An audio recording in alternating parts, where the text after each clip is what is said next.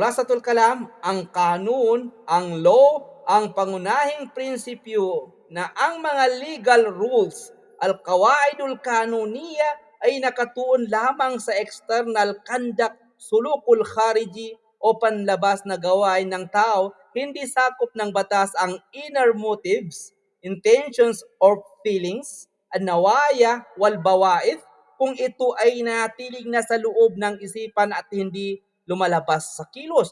Ngunit kapag ang isang kilos ay lumampas mula sa mere intention, niyatun mujarradatun,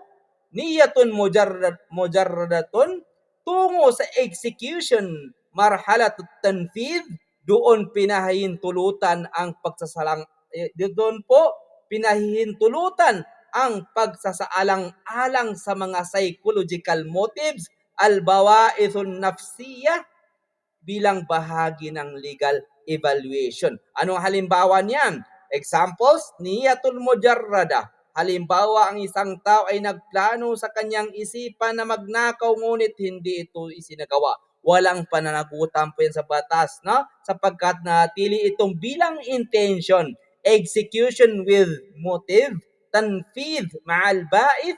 Halimbawa niyan, kung ang tao ay tunay na nagnakaw at nahuli, maaaring suriin ang kanyang motive.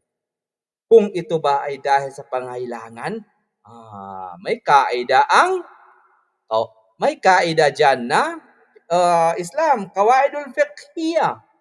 Anong qawaidul fiqhiyah diyan? Legal maxim, ad-darurat tubihul mahdhurat. O dahil sa masamang hangarin, for example, no? Anong kaida? Ad-daruratu tubihul mahdurat, makukuha natin sa panahon ni Umar bin Khattab, no? Sa panahon na amul majai, sa famine na panahon, no? So, depende po yan sa intention. Jazakallahu khairan, Sister Dayan. Barakallahu fikum.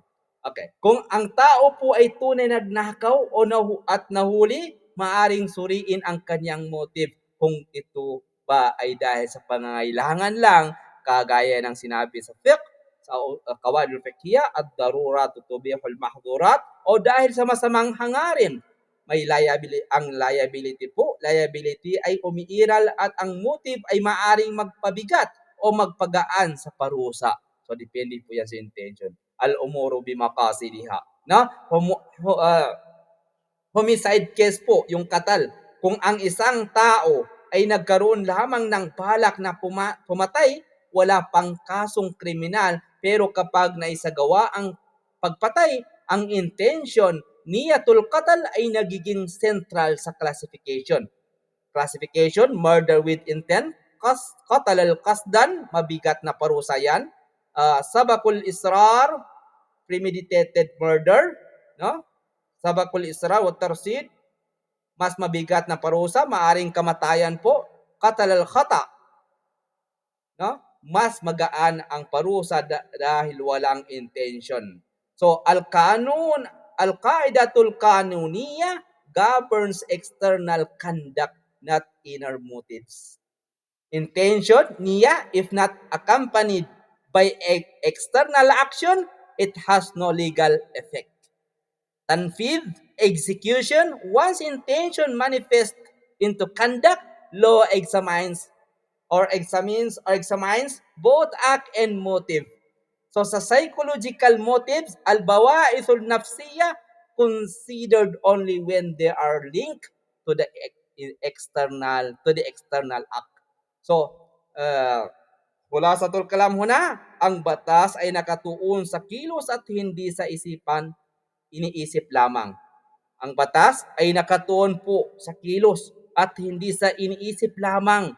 Kung balak lang, walang pananagutan. Kung naisagawa ang kilos, mahalagang suriin ang intention at motive para tukuyin kung gaano kabigat ang liability niyan, no? Al-umuru bimaqasidiha, matters are judged by intentions, pero kailangan ng panlabas na act. Kaidatul fiqhiyah, al-qaidatul fiqhiyah, legal maxim only in Sharia, no? Only in fiqh, al-fiqhul Islamic jurisprudence, matters are judged by intentions. pero kailangan ng panlabas na act. Al-umuru bimaqasidiha. Al-ibratu bil fi'l la biniyatil mujarradah. The consideration is on the act, not on mere intention. Allahu Akbar. So ang batas po ng Sharia ay kumpleto. Ang batas ng positive law ay kumpleto din pero kailangan ng dagdag. Tafadhalu. Tapos na ba? O meron pang 5 minutes, yala. Tafadhalu.